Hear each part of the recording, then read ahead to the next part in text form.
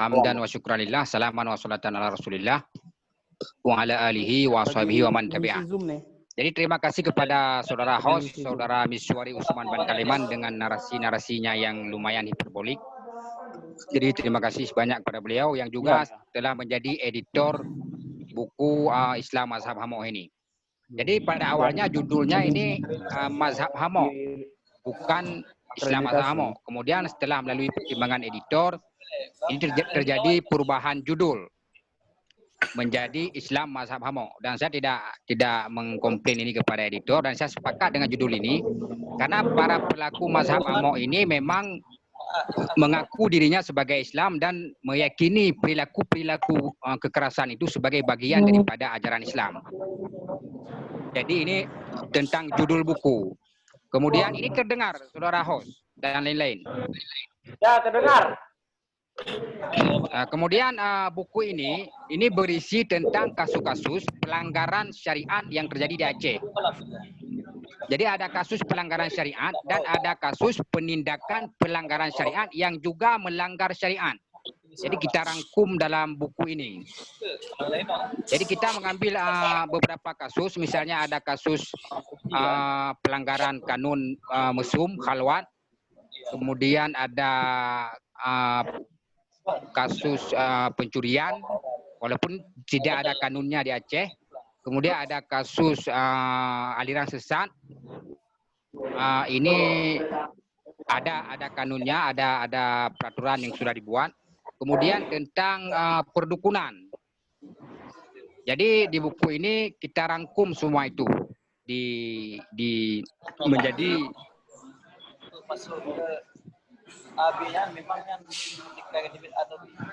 Halo, ini terdengar host ya? Silakan.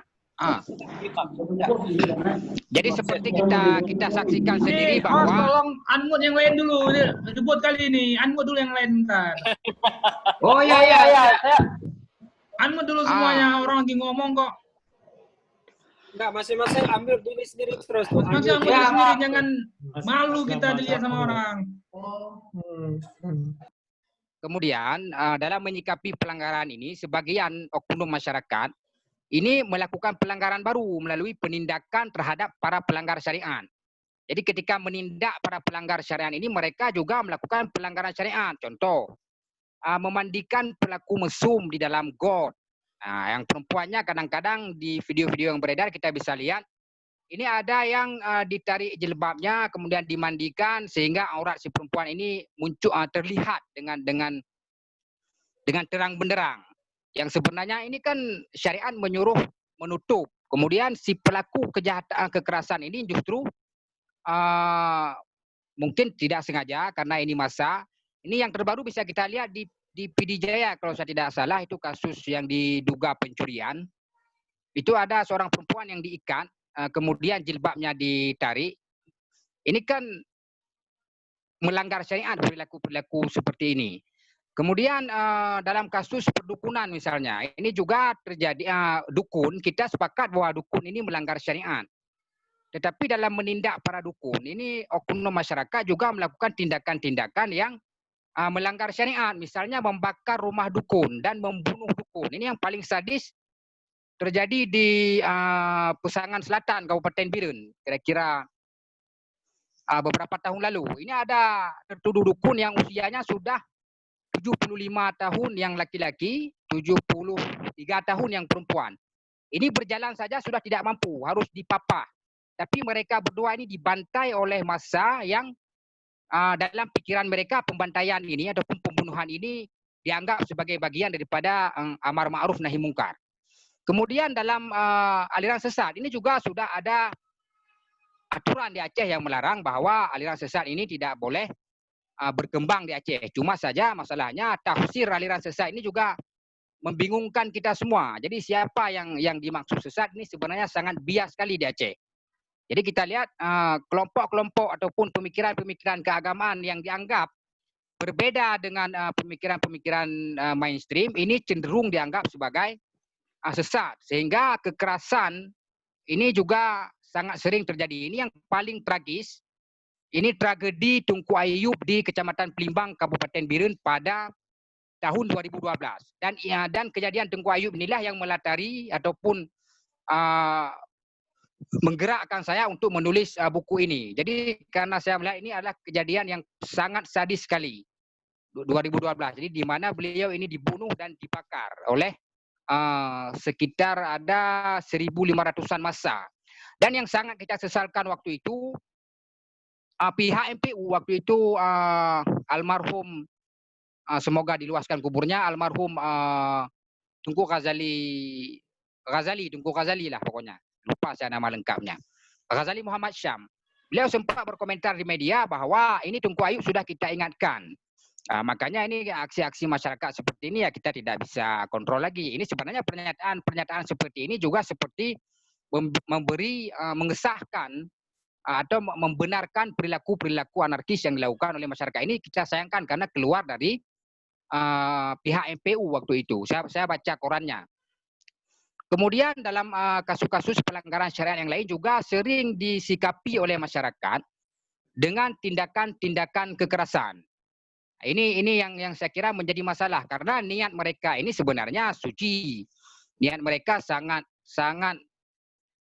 religius. Jadi ingin membela agama, ingin jihad, ingin menegakkan amar ma'ruf nahi mungkar, tapi dengan cara-cara yang lebih mungkar daripada si pelaku mungkar itu yang mereka tindak. Jadi misalnya pencuri bebek ini di Aceh Tenggara. Ini dia curi 2 ekor bebek. 2 ekor bebek. Katakanlah harganya 100.000 2 ekor bebek. Tapi ini dia dibantai sampai tewas. Ini dengan keyakinan ini mungkin ini mencegah ataupun menindak para pelaku mungkar ya, tapi dilakukan dengan cara-cara yang lebih mungkar lagi. Jadi saya kira tidak setara ini harga 2 ekor bebek dengan harga nyawa manusia yang ini agama melindunginya. Jadi ini saya kira yang entah salah dipahami oleh sebagian oknum masyarakat, entah ini sudah menjadi tradisi sebagian kita. Karena kalau kita rujuk ke belakang sebenarnya mazhab Hamo ini punya akar sejarah yang cukup panjang. Jadi kita ingat mungkin dulu melalui cerita-cerita dan bacaan-bacaan kita pernah mendengar bahwa itu kitab-kitab Hamzah Fansuri dan juga pengikut-pengikut Hamzah Fansuri ini pernah diserang dan kitab-kitabnya dibakar oleh pengikut-pengikut Syekh Nuruddin Araniri. Ini saya kira ini adalah perwujudan daripada mazhab Hamo periode awal. Ini yang sempat tercatat mungkin kita tidak tahu yang sebelum itu.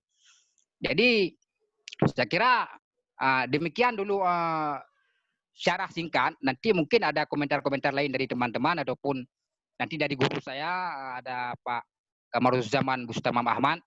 Beliau guru saya di Pasca Sarjana. Jadi saya merasa agak aman karena beliau turut berhadir di forum ini. Saya kira demikian sementara host. Nanti kita berdiskusi kembali.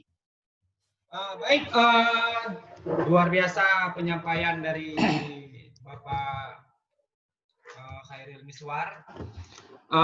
Sementara selanjutnya pembicara kita dapat kita kepada Bapak Kamaruzzaman Bustamam Ahmad. Silahkan kita berikan waktu bicara untuk menanggapi hal ini serta menanggapi kasus-kasus yang dibahas dalam buku ini. Kira-kira 5 atau 10 menit.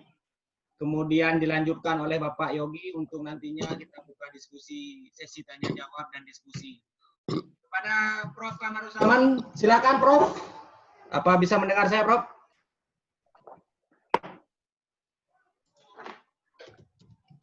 Assalamualaikum warahmatullahi wabarakatuh. Waalaikumsalam warahmatullahi wabarakatuh. Ya, semoga suara saya jelas karena Banda Aceh sedang ada hujan. Dan saya baru saja selesai menghamok buku Prof. Asbi tadi di Kesbang. Jadi sekarang diminta untuk mengisi diskusi buku Bang Khairil Miswar. Saya sudah punya bukunya. Kebetulan ini buku saya pegang dan saya baca sekali duduk habis. Jadi buku yang amat luar biasa. Karena waktunya cuma 10 menit, saya ingin bicara seperti ini aja kepada Bang Khairil. bacaan saya ketika saya membaca tulisan Bang Khairil Miswar dari Birun, dari Aceh Jempa ini mengingatkan saya pada almarhum Ahmad Wahib. Ahmad Wahib itu dulu pernah diterbitkan buku catatan hariannya, dan kemudian beliau meninggal di usia muda. Dan ketika saya baca karya, karena bukan hanya buku ini yang ditulis oleh Bang Khairil Miswar, ada juga buku dan tulisan beliau sangat aktif. Bung Khairil Miswar ini adalah salah seorang penulis yang paling aktif merespon masalah sosial keagamaan di Aceh. Itu dalam catatan saya. Jadi beliau sangat aktif merespon. Jadi setiap ada masalah sosial keagamaan, beliau selalu menurunkan tulisan, baik di Serambi, di Waspada, mungkin di harian-harian lain, baik cetak maupun online. Dan saya menganggap teman-teman dari Aceh, khususnya dari Birun atau Matang, harus bersyukur memiliki sosok sekaliber atau ya seperti Bang Khairil Miswar. Dan ini saya rasa catatan penting buat Bang Khairil Miswar. Setelah buku ini terbit, saya minta atau memohonlah kalau boleh sebagai kawan untuk mengambil S3. Kenapa perlu S3? Karena apa yang disampaikan dalam buku ini lebih kepada potret masalah sosial keagamaan di Aceh. Saya tidak mau masuk kepada masalah yang dikaji oleh Bang Khairil Miswar, karena itu sangat potret. Jadi artefak, potret kehidupan sosial keagamaan Aceh yang terjadi sebenarnya tidak hanya di Banda Aceh atau di Aceh, juga terjadi di daerah lain. Kita dulu ingat bagaimana Ninja, kemudian Banyuwangi, kemudian para kiai juga dibantai di Pulau Jawa sana. Dan ini saya rasa yang menarik dari buku Bang Khairil Miswar adalah dia berhasil memotret ini dalam satu arena. Kalau tadi Pak Nur Ikhwan tadi siang di acara kami di FKPT memotret arena kontestasi otoritas keagamaan. Tadi saya ingat kalimat dari Pak Nur Ikhwan di acara kami yang pertama tadi pagi di FKPT. Dan inilah dampaknya. Jadi ini adalah salah satu dampak dari balapan otoritas keagamaan di Aceh, di mana orang menganggap dirinya adalah yang paling betul dan paling bisa menghakimi orang lain. Saya ingin mengaitkan ini tulisan Bang Khairil ini dengan budaya kekerasan. Sebenarnya hamok juga ada dalam. Saya pernah baca satu artikel, tidak salah saya, amok tadi di daerah mana istilah tersebut. Dan ini saya rasa yang muncul dalam masyarakat Aceh dewasa ini ketika arena publik dalam bidang keagamaan tidak ada lagi yang mengontrol. Jadi loss of control. Jadi orang mudah marah, orang mudah diprovokasi, orang mudah untuk melakukan hal-hal yang di luar dugaan. Jadi membakar orang, kemudian dengan membantai, kemudian melecehkan terkadang ketika ada kasus-kasus yang penangkapan, kemudian membuat video, men-share video, itu menjadi bagian dari sesuatu yang tidak ada yang mengatakan itu salah. Sehingga ketika kita baca mazhab amok, saya juga agak aneh juga. Ini menarik juga nih. Saya anggap nih peserta ini semuanya mazhabnya hamok semua. Jadi ini yang dipotret oleh Bang Khairil Miswar dalam buku ini, ketika kemudian dia mampu memberikan sebuah narasi kritisnya. Jadi Bang Khairil Miswar termasuk penulis yang bagi saya berani dibandingkan penulis-penulis lainnya, ketika beliau menulis seperti gaya beliau dalam bertutur atau dalam berbicara. Jadi kalau tadi kita lihat gaya bertuturnya Bang Khairil Miswar, ya begitulah tulisan dia. Tajam, menghentak, dan memang untuk sentuhan terakhir, tadi juga saya sempat diskusi dengan Prof. Yusni Sabi tentang Bang Khairil Miswar. Beliau juga berpesan supaya Bang Khairil Miswar cepat-cepat untuk ya kalau bisa dapat sekolah lagi S3, meskipun beliau saya dengar guru di Birin atau di Matang, supaya punya kedalaman atau punya pisau analisa yang lebih tajam lagi untuk melihat hal-hal di balik realitas sosial yang beliau tulis. Jadi ini saya rasa perlu disempurnakan nanti di riset yang ke selanjutnya. Misalnya pertanyaan seperti ini. Apa yang men-trigger orang Aceh hari ini cepat sekali membantai orang? Nah, itu kan perlu pendalaman, perlu pengkajian, perlu riset yang mendalam. Kemudian, kenapa masyarakat nikmat sekali melihat orang salah di arena publik? Jadi, ini juga sebuah pertanyaan bagi kita hari ini, kenapa orang nikmat? Nikmat sekali kalau ada satu aib orang, dan itu ada sebuah kenikmatan ketika mampu membuli, kemudian menghadiahkan bogem kepada orang tersebut, dan kayaknya nikmat. Nikmat ini bukan nikmat angernya, bukan nikmat marahnya, tapi nikmatnya itu ada apa dalam alam berpikir orang Aceh, khususnya umat Islam di sini. Ada apa? Apakah ini tidak berfungsinya, boleh kita katakanlah negara, atau memang masyarakat sangat sensitif?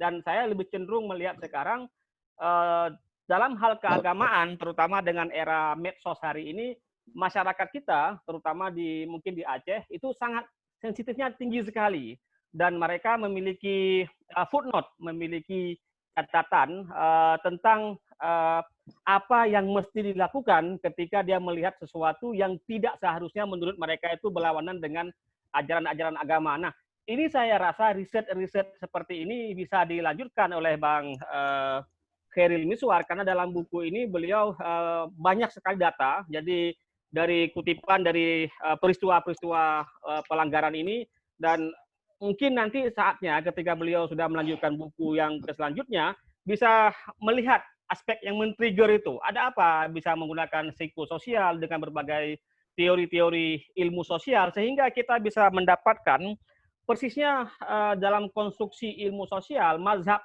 Hamok yang seharusnya kita tampilkan adalah santun dan kita tidak SMS, jadi tidak senang melihat orang susah atau susah melihat orang senang. Jadi ini juga perlu dilanjutkan, saya rasa risetnya. Saya tidak akan mengomentari apa yang terjadi yang dianalisa oleh Bang Khairil Miswar, tapi bagi saya ini adalah sebuah narasi yang harus diteruskan kembali, diteruskan lagi. Tadi saya diskusi dengan Pak Prof.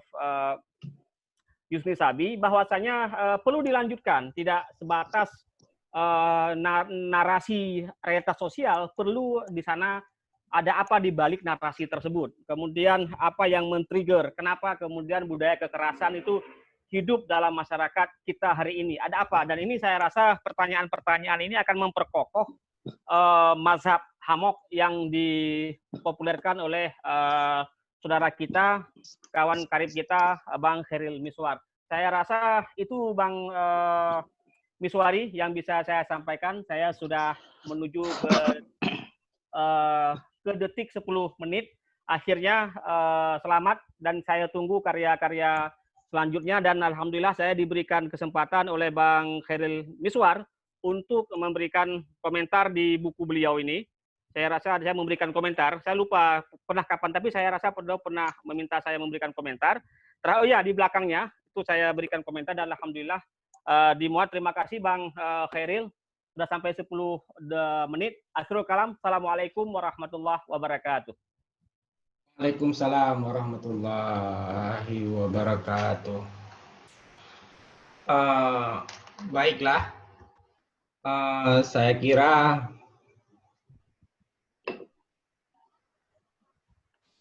Bisa dengar saya ya, Pak Khairil?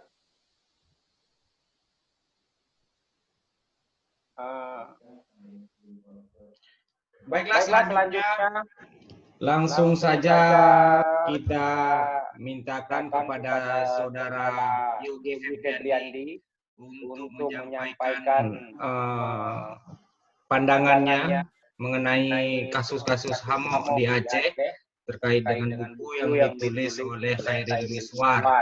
Kita berikan waktu kira-kira 5 sampai 10 menit dulu untuk memberikan komentar.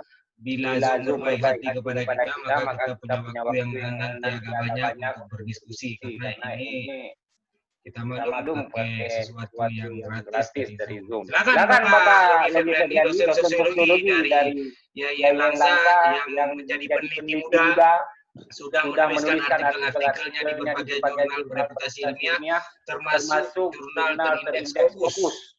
Silakan Legi Febriandi.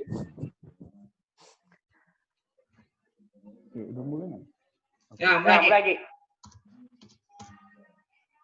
Sudah, belum?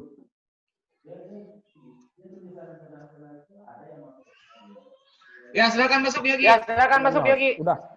Udah bisa nih, host? Ya, bisa. Suara terdengar. Oke. Selamat siang untuk kawan-kawan semua yang ya ini bukan Aceh aja ya, ada dari berbagai daerah. Oke, saya ini sebetulnya keren kali ini covernya dan judulnya ini sangat sangat genit ya, Islam mazhab Hamo. Yang tadi ada juga yang nanya Hamo itu apa? Hamo itu amu ya, luapan emosi yang berakhir kepada tindakan kekerasan. Kalau bisa didefinisikan mungkin itu Hamo, luapan emosi massal yang berakhir pada tindakan kekerasan.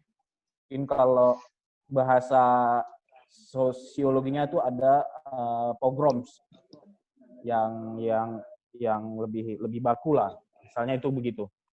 Oke, saya sudah baca buku ini sehari yang lalu dikasih oleh host Miswari. Bisa saya katakan ini sangat lengkap data yang dia kutip.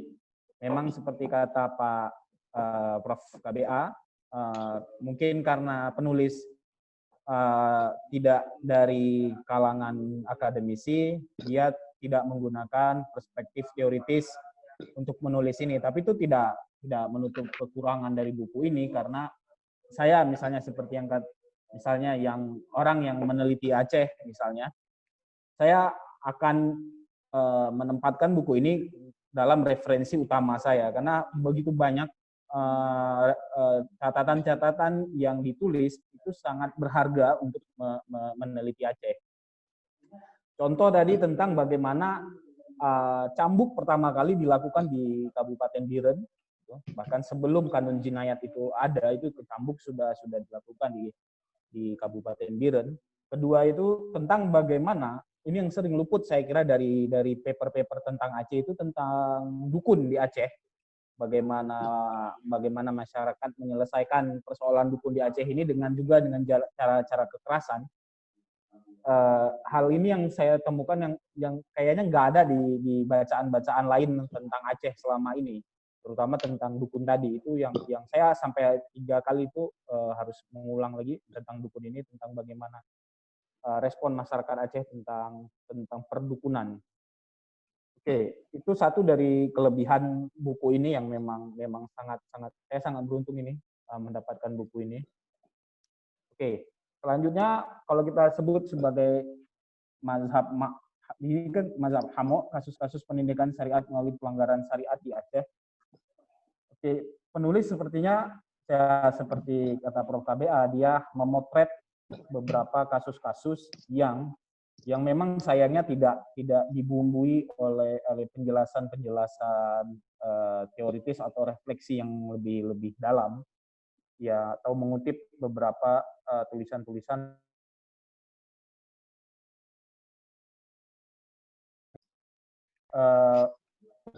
Padahal gini, kalau mau dilihat seorang sosial ya, di Zoom ini saya disebut sebagai sosiologi Islam, studi sosiologi Islam. Misalnya begini, dalam mazhab Weberian, tindakan kekerasan itu kan merupakan tindakan yang diberikan atau disahkan, dilegalkan oleh negara.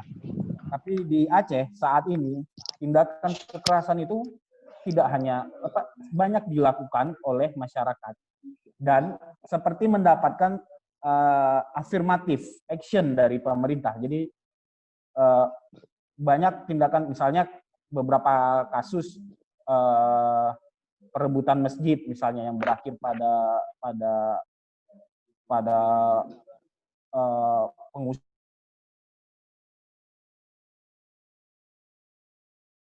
action dari negara.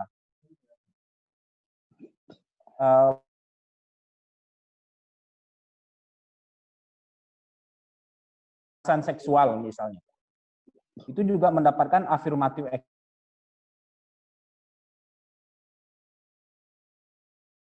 Baca buku ini timbul pertanyaan, bagaimana Aceh itu mengafirmasi tindakan-tindakan kekerasan ini seperti sesuatu yang biasa saja.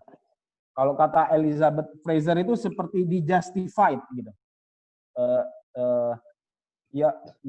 Di istilah sederhana kita tuh sehari-hari itu dibolehkanlah gitu, dengan karena sesuatu, misalnya dibolehkanlah seseorang yang mesum itu disiram air comberan ya karena dia berbuat zina. Dibolehkanlah suatu sekte diusir atau ditindak secara kanun karena dia dianggap merusak akidah. Dibolehkanlah misalnya begitu. Justru ini yang setelah membaca buku Pak Khairil Miswar saya timbul pertanyaan gitu. Jadi bagaimana bisa tindakan kekerasan itu mendapatkan justified, tidak hanya dari masyarakat tapi dari negara di Aceh. Dan ini juga aneh sebetulnya. Justru Pak Khairil Miswar yang bukan dari kalangan kampus, akademisi yang berani menulis ini, tapi sepertinya dari kalangan kampus saya masih sangat sedikit melihat tulisan-tulisan begini yang diterbitkan dalam buku populer, tidak di dalam jurnal ilmiah, tapi dalam buku populer. Saya juga sempat bertemu dengan salah seorang akademisi terkenal di Aceh untuk menanyakan hal yang sama juga. Bagaimana bisa kampus-kampus di Aceh itu seperti mengafirmasi apa yang terjadi di Aceh. Dan jawabannya juga tidak memuaskan waktu itu, hanya mengatakan ya beginilah Aceh, kan begitu seringnya. Inilah Aceh gitu kan, inilah lex spesialisnya Aceh begitu. Ini yang setelah membaca buku Pak Khairil Miswar, pertanyaan ini kembali muncul di kepala saya tentang ya ini ruang kosong yang harusnya mesti dibicarakan. Ruang di mana saya sebagai misalnya orang yang hidup dan makan di kampus, ruang yang harusnya para akademisi itu mencari tahu syariat Islam yang di awal ya, yang ketika dia dibicarakan di proses dikanunkan itu penuh dengan narasi-narasi rahmatan lil alamin, kedamaian, tapi menjustifikasi tindakan kekerasan. Oke. Mungkin ini dulu sekedar pengantar dari saya. Ini masih pengantar kan, Pak Host? Ya, siap. Nah, kalau masih pengantar, ini dulu pengantar dari saya. Oke, terima kasih. Suara saya bisa didengar ya, Bapak-Bapak sekalian, Bapak Ibu sekalian? Ya. Alhamdulillah. Saya sebagai host dalam kepanikan dan ketakutan, sehingga asam lambung saya setiap ada acara Zoom ini bertambah.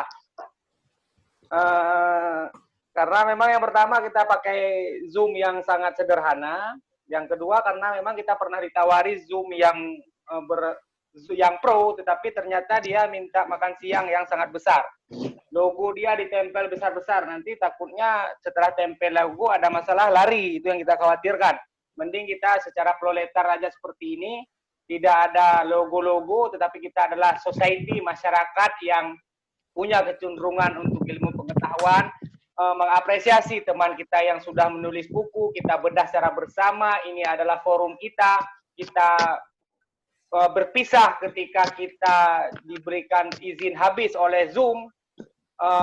Semoga tidak dipotong Zoom-nya, karena ini memang seperti Zoom kelas proletar. Baiklah, sekarang kita buka sesi untuk berkomentar, tanya jawab dan segala macam dalam urusan tentang buku Hamoknya Bang Khairil ini. Buku yang sangat, judulnya ini sangat membuat kita penasaran tentunya. Dan ini bisa dimiliki di Bandar Publishing di Banda Aceh. Bisa juga dihubungi sang penulis Khairil Miswar. Bisa juga dihubungi saya. Kalau masih ada beberapa lagi, saya kayaknya masih ada. Silakan bagi yang ingin berkomentar atau bertanya kepada Pak KBA, kepada Pak Yogi atau Pak Khairil, atau memberikan komentarnya. Ini kita berikan kesempatan dulu untuk 3 orang pertama, baik bertanya maupun berkomentar. Selanjutnya nanti kita berikan supaya ditanggapi oleh sang pembicara.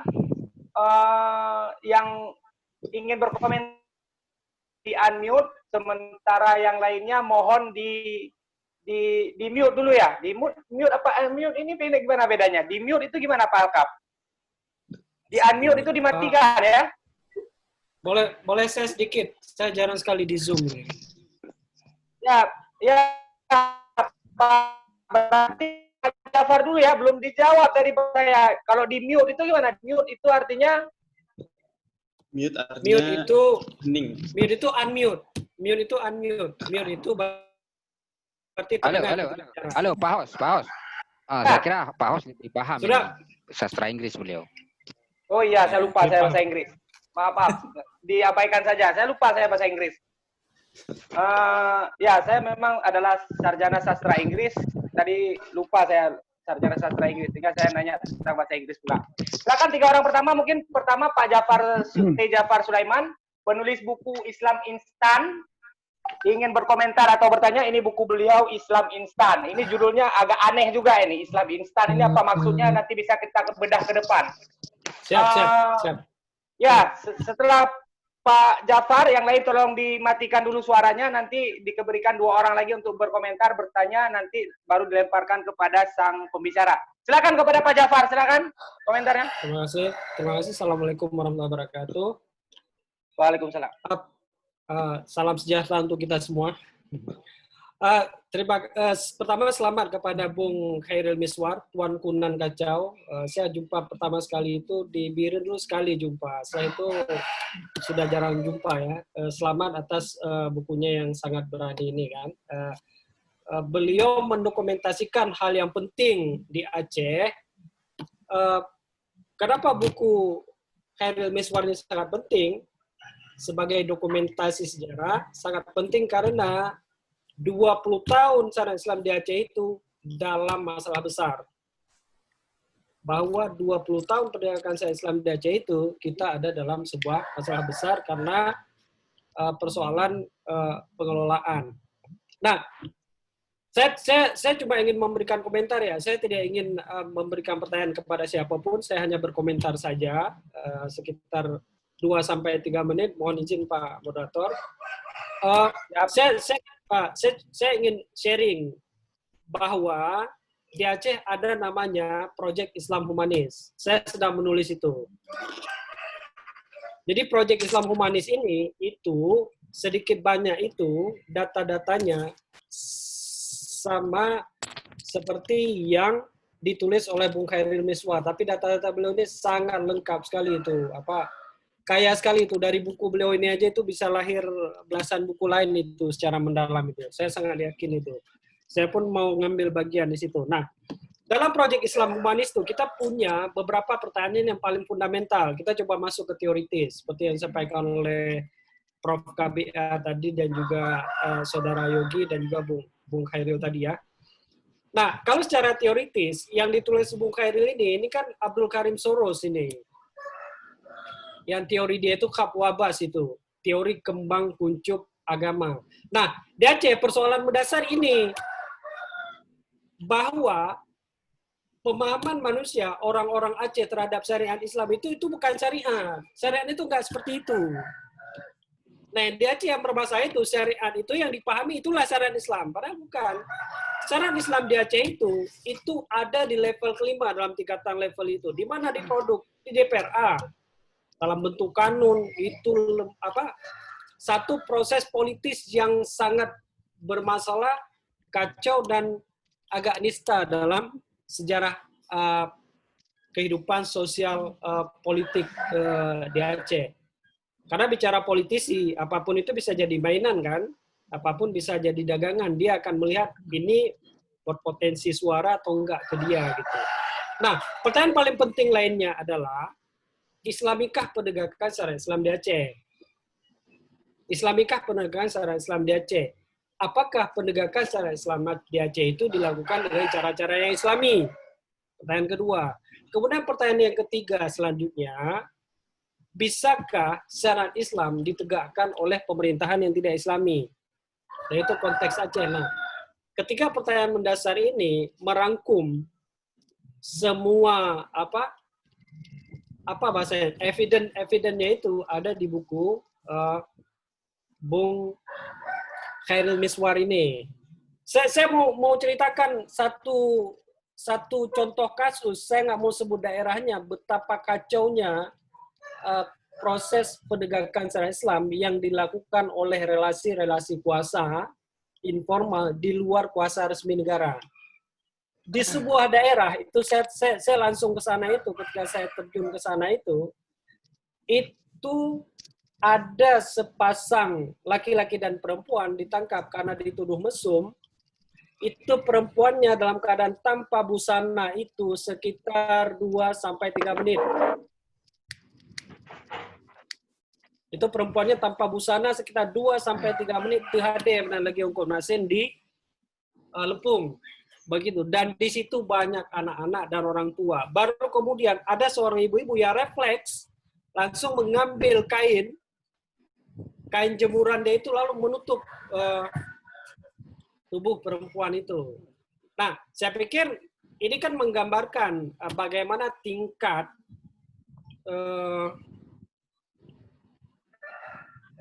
masyarakat merespon syariat Islam di Aceh ini. Dulu kita juga sudah pernah menggagas, kita buat pergub aja. Waktu kita advokasi beberapa kasus, salah satu kasus itu yang kita advokasi itu adalah kasus perusakan daya Abu Alimin di Pekanbadak. Itu kan beliau diusir. Nah, pada saat itu masyarakat Aceh merespon syariat Islam itu, asal ada isu menyimpang segala macam itu, ya seperti kata Bung Khair itu, hamo, bunuh, bakar, usir. Itu 3 kosakata yang langsung muncul ketika mendengar aliran sesat, menyimpang segala macam. Bunuh, bakar, usir. Ini 3 kosakata yang kalau kita rangkum, kita gabung itu menjadi ya hamo itu. Itu yang terjadi. Sehingga dulu kita menggagas pergub. Artinya apa? Pergub tentang cara merespon adanya dugaan atau isu-isu aliran sesat, aliran yang berbeda segala macam itu diatasi dengan pergub. Dan kemudian di level tingkatan atas tuh nggak pernah jalan mekanisme itu secara legal konstitusional tuh nggak ada. Sebenarnya ada satu mekanisme di atas, yaitu mekanisme yang namanya Mahkamah Syariah. Mahkamah Syariah itu bisa jadi wadah media untuk membela diri bagi orang yang dituduh sesat tersebut. Nah, mekanisme ini yang tidak pernah terpakai dalam konteks penegakan syariat Islam di Aceh itu. Nah, itu beberapa pertanyaan-pertanyaan penting. Saya coba membawa buku Bung Khairil Miswar yang sangat keren ini, yang sangat berani, lugas, dan apa adanya itu ke dalam pusaran teoritis. Percakapan-percakapan teoritis, dialog-dialog teoritis, dan masuk ke situ. Nah, di level politisi begini, ketika ada isu aliran sesat, tuduhan sesat, menyimpang segala macam, bagaimana politisi merespon? Politisi merespon tidak dengan dialog, dengan kepala dingin atau apa. Berarti kita buat kanun aja. Lahirlah kanun akidah Islam. Lahirlah kanun aliran-aliran sesat di Aceh, terutama akidah-akidah Islam itu. Nah, ada persoalan besar di kita hari ini, 20 tahun penegakan syariat Islam di Aceh, kita kan belum bisa memanusiakan manusia itu.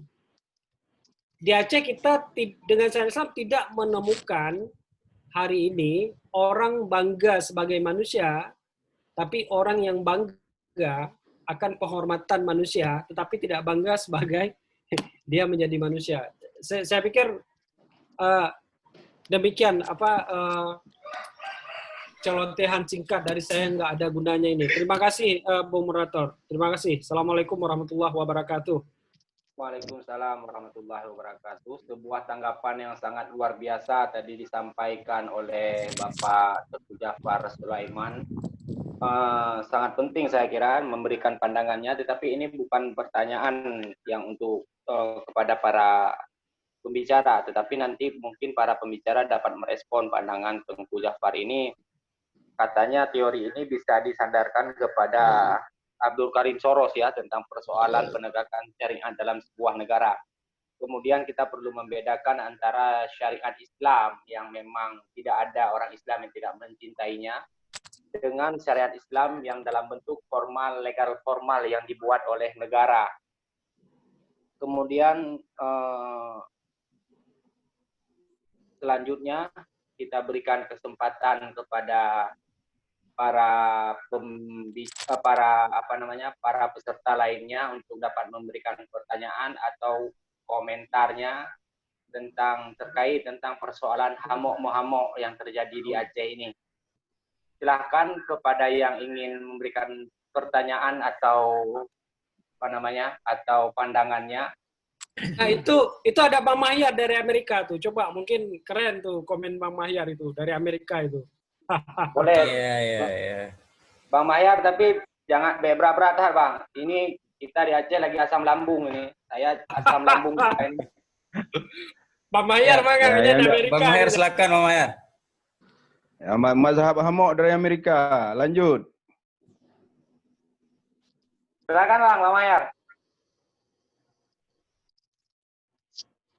Bang, mute-nya dibuka Bang. Nggak terdengar. Mute dulu. Mute enggak? Amerika. Silakan Bang Mahyar.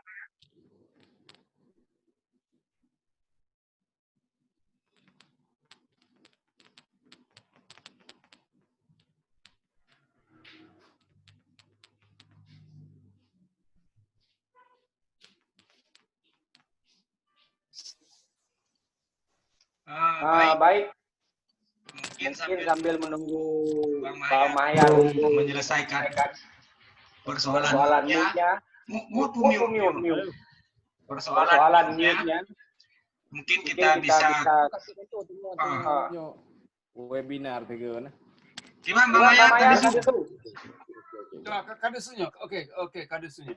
Jadi kan silakan kawan-kawan yang belum sempat mengkomen. Saya ingin mendengar dari kawan-kawan semua dulu. Berapa orang yang belum ini sempat komen dulu? Bang Mahyar ya. Komen aja dulu. Nanti setelah Bang Mahyar komen, baru kami yang komen. Komen aja dulu, nggak apa-apa. Oke. Itu aja. Ya. Ini saya unmute dulu ya. Oke, ya, jadi begini. Saya menyimak dari judul buku. Ini menarik. Saya belum sempat melihat data yang ada di dalam buku. Cuma secara garis besar ya, saya kira syariat Islam begini, singkatnya begini. Kejadian DOM adalah sebuah tragedi bagi kita semua masyarakat Aceh. Itu yang kita alami. Kemudian kejadian syariat Islam di Aceh adalah sebuah tragedi di atas tragedi. Atas nama Tuhan. Jadi ini suatu tragedi yang cukup bukan hanya dialami oleh orang Aceh, tetapi oleh orang-orang di provinsi lain di Indonesia. Nah, ini saya kira syariat Islam Aceh ini nampaknya sebagai cikal bakal sepertinya terjadinya ISIS di Syria. Ya, kalau kita lihat anatomi atau di cara dan sifat terjang syariat Islam Aceh tidaklah banyak beda dengan yang dilakukan oleh orang-orang ISIS di Syria. Ya kan? Jadi di sisi lain, kebanyakan kita orang Aceh, mereka terutama yang muda-muda, mereka tidak mengerti apa sesungguhnya yang ada di dalam paket hukum syariat Islam. Mereka nggak tahu apa mereka tahu ancam, bunuh atau ya itu aja sudah cukup ganas. Tetapi yang lain-lain mereka tidak terbayang, misalnya lempar-lempar batu, bakar-bakar rumah orang yang malas ke masjid, dan banyak yang lain yang bisa menjadi syariat Islam. Karena syariat Islam itu tidak ada batas. Itu bahayanya. Mereka bisa mengumpulkan hadis apa saja atau menerjemahkan ayat apa saja dan bertingkah atas ayat itu, atas nama Tuhan. Nah, itu sudah cukup menjadi bahan mereka melakukan hamuk-hamuk ini tadi. Nah, kemudian ini dari sisi fisik manusia ya. Kemudian di sisi lain, mereka tidak hanya berhenti di situ. Mereka malah mengalih kepada finansial, cara Anda mengurus uang. Nah, ini jadi bahan yang cukup penting bagi kita masyarakat semua untuk mengerti syariat hukum cara perbankan Islam, yang nampaknya kelihatannya perbankan Islam itu beda dengan perbankan konvensional bank, padahal sesungguhnya bank Islam atau syariat bank Islam itu malah lebih parah daripada konvensional bank, cara operasinya mereka itu. Lebih jelas lagi kalau kita lihat cara mereka meminjamkan uang kepada si pembeli rumah. Nah, ini waktu lain kita bisa bicara tentang ini, tentang Islamic financial dan Islamic bank.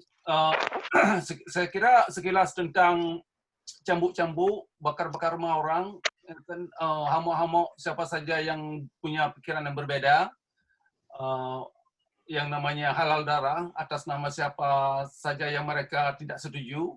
Saya kira ini suatu pemikiran yang penting untuk kita angkat ke permukaan secara seluruh daerah dan secara nasional, karena hal ini adalah sesuatu yang sangat memusingkan Indonesia itu sendiri, malah negara-negara lain, malah di Amerika di sini.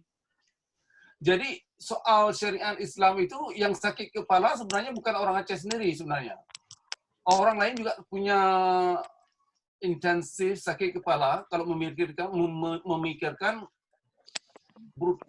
gaya-gaya brutal syariat Islam ini. Jadi saya kira ini sudah cukup relevan kalau nanti isu ini kita kembangkan terus, kita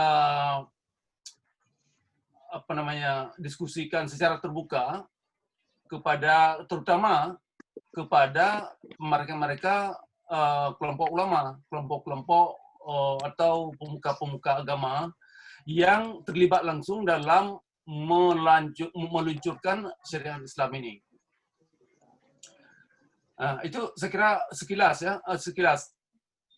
tanggapan saya, karena kalau masyarakat Aceh yang muda-muda ini cuma berdiam, pasrah kepada apa adanya kepada ulama atau kepada aturan pemerintah yang mengatasnamakan Tuhan, ini akademis orang Aceh saya kira bisa mencuat dan hancur di kemudian hari, karena yang ngatur masyarakat lagi nanti bukan daya atau nalar intelektual kita lagi, tetapi yang mengatur kehidupan masyarakat itu pakai parang. Kalau sudah mengarah ke situ pakai parang, emosi-emosi mereka tidak mampu mengekspresikan pemikiran mereka, ini kalangan akademia nanti bisa tertindih dan fungsi pendidikan tidak banyak makna. Nah, jadi pertemuan yang begini saya kira sudah baik sekali. Semoga nanti bisa kita rangkul mereka-mereka yang dari akademis, terutama yang mereka yang profesor-profesor yang lulusan luar negeri, untuk bisa kita sama-sama membicarakan ini dari hati ke hati ya, secara terbuka. Semoga ada perkembangan dan perubahan yang bermakna. kalau perubahan sosial di Aceh tidak stabil atau tidak ada, malah memburuk, saya kira investment dari luar negeri untuk mengadakan usaha itu sangat susah sekali. Jadi demikian dulu. Baik. Luar biasa Bang Mahyar. Tanggapannya khususnya yang dapat dicatat adalah bila hamok-hamok ini terus dibiarkan, maka tidak ada bedanya dengan ISIS kalau begini. Maka karena memang pemahaman Islam ini bisa tidak terbatas maknanya. Sementara pada suatu hari pada saat yang sama kita kehilangan patron utama dalam menjaga sosial kita, sehingga hobi kita adalah hamok saja. Kalau dulu kan misalnya di kampung saya misalnya ada seorang Kristen yang sangat disegani di dalam masyarakatnya, sehingga orang apapun berperilaku bertindak apapun dia berpikir saya ini di bawah bimbingannya, di bawah kontrolnya ulama di kampung saya itu. Saya tidak bisa macam-macam, tidak bisa melakukan apapun suka hati saya. Sementara hari ini patron ulama itu banyak yang diabaikan orang. Kenapa sampai bisa main hakim sendiri dan segala macam? Tidak ada patron masalahnya ini. Tidak ada ulama yang disegani atau sosok yang disegani itu. Sehingga ini perlu dikembalikan kepada bagaimana berpikir kita. Pada akademisi juga diharapkan dapat berpartisipasi dalam hal ini, walaupun kemungkinan besar akademisi ini yang kena hamok utama biasanya. Baik. Kita berikan satu lagi komentar atau pertanyaan kepada partisipan sekalian. Nantinya ditanggapi oleh sang pembicara lagi. Bang Miswar tuh. Silakan di akhir bagian ini memberikan komentar langsung. Sementara bila tidak berkomentar dan tidak berbicara agar ditutup suaranya tidak dengar orang. Karena saya sendiri masih agak gaptek dengan persoalan unmute ini. Ini ada mazhab unmute. Bang Yuswari, tolong Pak ini diberikan Pak Devni Holidin dari UI. Beliau mungkin ada komentar dari Jakarta. Ya, silakan. Silakan Pak Devni. Baik, terima kasih banyak. Saya sangat menikmati proses diskusinya dan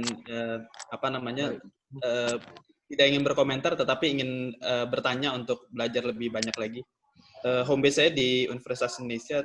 Saat ini saya sedang berdomisili di Osnabrück di Jerman dan senang sekali untuk bisa lebih banyak belajar ya dengan kawan-kawan semua. Nah, yang pertama saya mau bertanya, tapi ini sebenarnya ada satu chat yang ditulis oleh Pak Bang Azari Akmal Tarigan. Saya khawatir pertanyaan beliau ini tenggelam ya di antara perbincangan kita.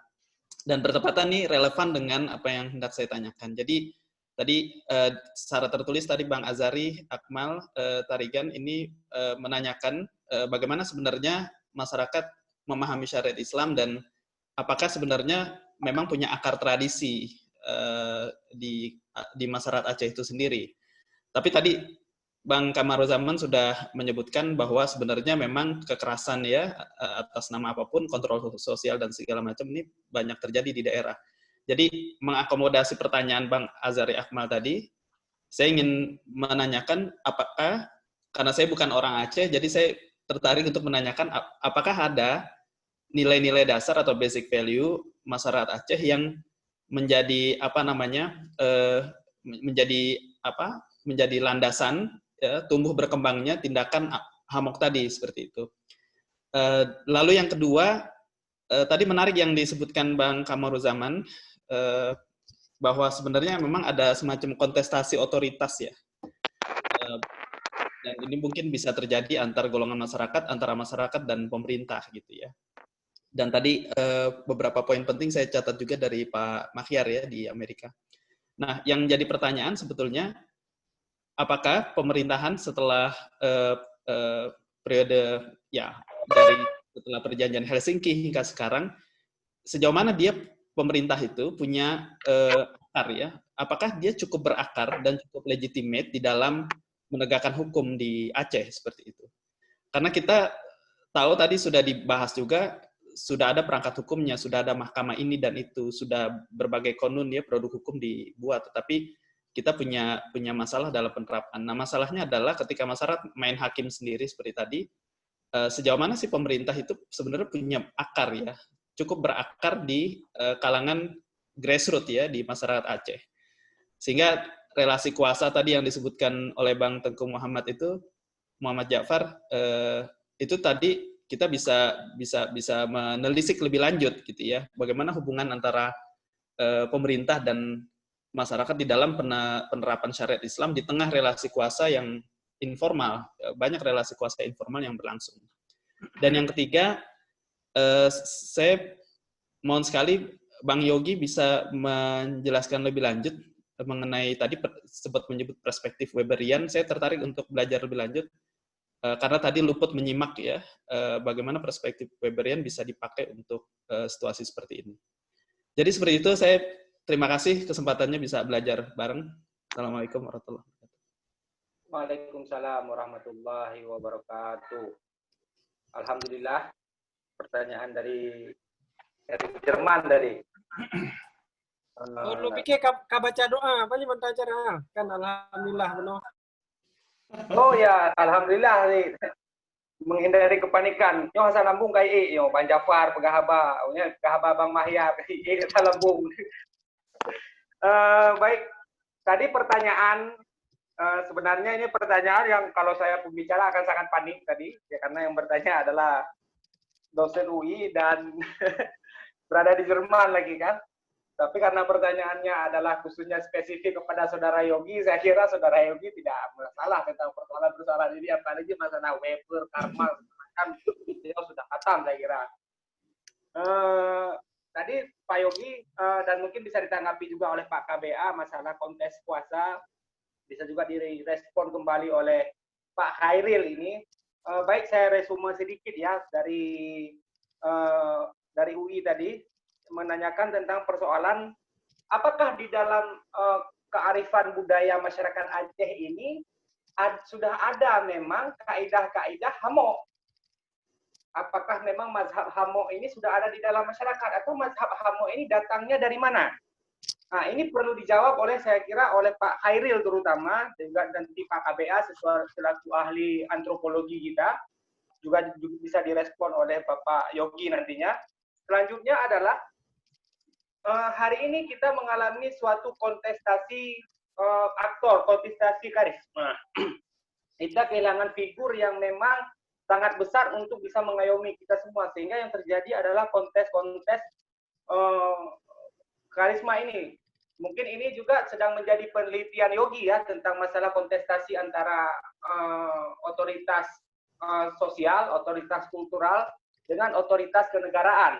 Ini katanya Yogi lagi meneliti tentang ini, kami diskusi sangat asik tentang persoalan itu. Ini bisa ditanggapi juga oleh Yogi. Selanjutnya bagaimana peran pemerintah dalam urusan hamo-menghamo ini? Saya lihat hamo-menghamo ini direspon dengan sangat soft oleh pemerintah, sehingga hamo-menghamo ini malah menjadi budaya yang masif di dalam masyarakat. Saya kira ini bisa direspon dulu oleh untuk nantinya kalau kita masih diberikan kesempatan oleh Zoom yang mulia ini untuk terus berdiskusi. Saya kira sampai di sini bisa ditanggapi dulu oleh Pak Khairil Miswar selaku sang penulis, selanjutnya direspon kembali oleh Pak KBA terkait pertanyaan dan komentar-komentar tadi, dan juga kepada Pak Yogi untuk merespon persoalan ini. Terlebih dahulu saya kembalikan kepada Pak Khairil Miswar, silakan untuk menanggapi persoalan ini. Pak Khairil. Ya, Assalamualaikum. Jadi ini tentang akar mazhab hamo ini. Apakah punya landasan dalam peradaban Aceh? Kira-kira demikian pertanyaannya. Benar, host? Kira-kira. Yes. Ya. Jadi saya kira ini tidak ada. Artinya mazhab hamo ini sebenarnya bukan tradisi Aceh, karena kita tahu peradaban Aceh kan ini peradaban yang dibangun dengan nilai-nilai Islam. Jadi perilaku-perilaku yang kita lihat di Aceh seperti kekerasan terhadap pelaku pelanggar syariat ini justru ini melanggar ajaran Islam. Jadi saya kira ini tidak tepat apabila disebut dia memiliki landasan ataupun akar dalam tradisi orang Aceh. Yang kita tahu ada mazhab Hamo dalam tradisi Aceh itu ketika melawan kolonial. Jadi itu yang saya kira mazhab Hamo paling heroik dalam sejarah Aceh. Jadi di luar itu saya kira tidak ada, karena peradaban Aceh ini dibangun dengan nilai-nilai Islam. Ini kan yang kita tahu. Jadi tidak mungkin mazhab Hamo ini muncul dalam tradisi keacehan. Kemudian persoalan pemerintah, saya kira di Aceh begini, yang paling didengar oleh orang Aceh ini adalah ulama sebenarnya, atau orang-orang yang mereka ulamakan, atau orang-orang yang mereka anggap ulama. Jadi sosok-sosok inilah yang paling didengar oleh orang Aceh, bukan pemerintah. Jadi saya kira pemerintah dalam hal-hal seperti ini walaupun sudah melakukan beberapa langkah untuk menguranginya ataupun meminimalkan perilaku ini, tapi ini tidak berdampak nampaknya dalam masyarakat kita. Artinya masyarakat kita lebih mendengar fatwa-fatwa ataupun perkataan-perkataan dari ulama, khususnya dari ulama-ulama tradisional, ulama-ulama Dayak. Jadi saya kira peran dari ulama-ulama Dayak ini sangat besar untuk bisa mengurangi perilaku-perilaku ini di Aceh.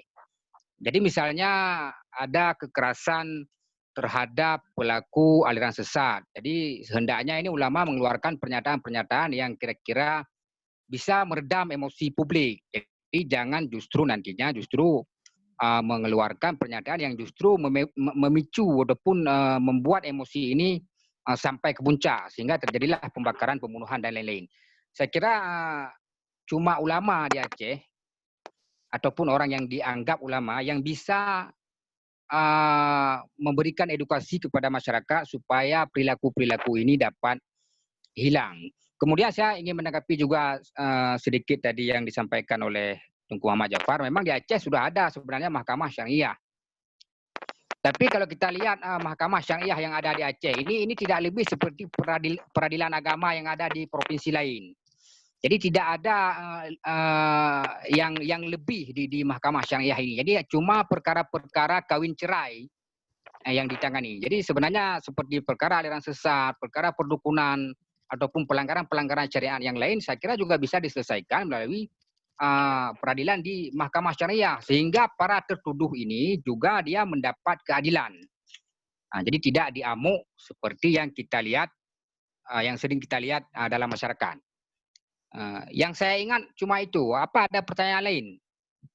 Pak host, mana host? Ya, host hadir ini, host dengan sangat takzim mendengarkan pernyataan daripada Pak Khairil.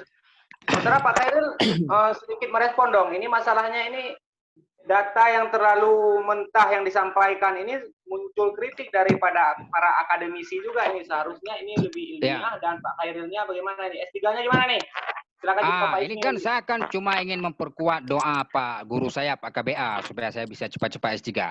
Jadi yang menjadi masalah ini kalau saya ini jujur saja, saya ini kan guru SD. Jadi guru SD ini di pedalaman, di perbatasan dengan Malaysia kira-kira lah, nggak ada sinyal api di sana. Jadi di sana aktivitas saya sehari-hari. Jadi yang ingin saya sampaikan dalam buku ini apa yang saya lihat dan apa yang saya pikirkan. Jadi ini yang saya sampaikan. Kemudian saya mungkin agak kesulitan mengakses teori-teori seperti disampaikan oleh Bung Yogi dan juga guru saya Pak Kamaruzaman, sehingga ya seperti ini nampak seperti narasi ataupun liputan jurnalistik. Nanti mungkin kalau saya sudah doa Pak KBA sudah dikabulkan, saya sudah S3, mungkin ini sudah lain lagi bukunya. Saya kira demikian.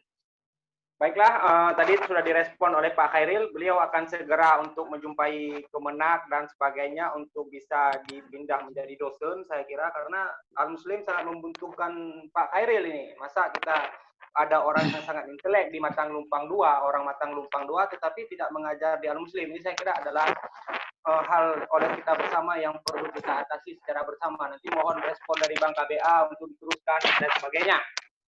Baik, sekarang kita kembalikan kepada Bang KBA.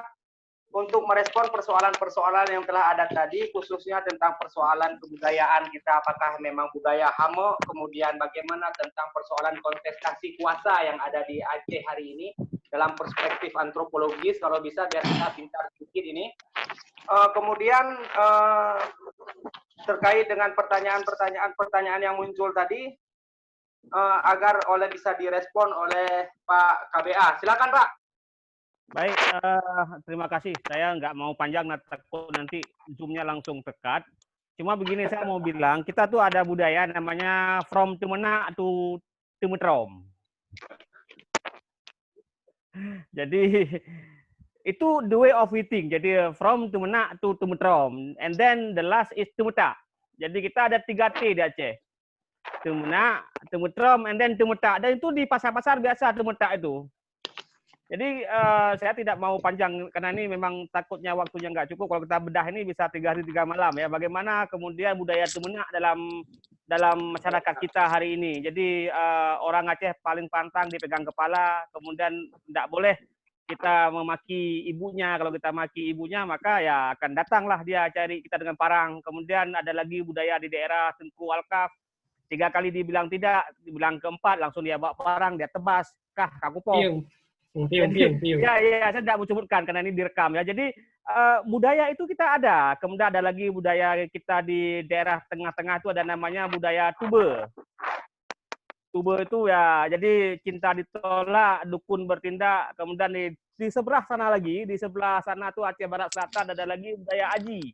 Aji itu ya memberikan racun, kemudian ya orang itu akan ya menderita secara. Jadi hal-hal seperti itu ada dalam masyarakat kita, dan itu tidak ada hubungannya dengan agama karena itu rootnya ada, dasarnya ada, dan itu kalau saya tidak salah pernah dipakai oleh Belanda dulu untuk mengadu domba. Jadi Aji, kemudian Tube, kemudian tadi Tumena, Temuta, and then Tumetrom. Tumetrom itu kalau orang Aceh main bola kaki di daerah sekitar dulu Bang Khairil Miswar, itu kalau nggak Tumetrom itu nggak indah. Itu kita kalau bola kaki di mana dulu saya nggak mau sebutkan karena nanti takut viral. Zaman-zaman kecil saya dulu antara klub A, klub B. Kalau Tumetrom itu Pak Devni Pak, Tumetrom itu saling menendang seperti Tiger Wong Pak. Kalau Tumena itu saling Pak, saling ya memaki, dan makian itu ada beberapa jenis makian. Jadi makian itu ada level kah bangai. Itu bangai itu biasa Pak. Kalau kita kawan kita Aceh, bangai itu biasa. Kemudian di atas itu ada lagi ngut. Ngut itu dia pinter-pinter bodoh. Kemudian ada simbol yang digunakan, tobeh. Di Gurugok itu ada namanya tobeh. Tobeh itu orang nggak cukup antinanya. Kemudian itu namanya Tumena. Dan kapan orang Aceh itu memanggil orang dengan Yahudi. Kalau udah dipanggil Yahudi, parang di atas kepala Pak. Jadi this is the philosophy of Tumena. And then Tumeta itu biasanya juga muncul di pasar-pasar ketika persoalan tidak bisa diselesaikan dengan baik, kemudian ada persoalan dengan tung bila, kemudian persoalan perkauman, maka 3T ini muncul. Nah hari ini saya nggak tahu nanti siapa Pak Yogi bisa menjelaskan teman-teman ini yang belajar. Saya nggak, karena saya nulis di Acenologi dengan 3T itu, Tumena, Tumetrom, dan Tumeta, itu hal yang biasa dalam masyarakat Aceh. Dan itu saya ingin mengatakan sebagai living tradition, tetapi tidak ada urusannya dengan agama. Dan ini menarik karya Bang Khairil ini ketika masalah agama ini kemudian diselesaikan dengan T yang terakhir, Tumutut.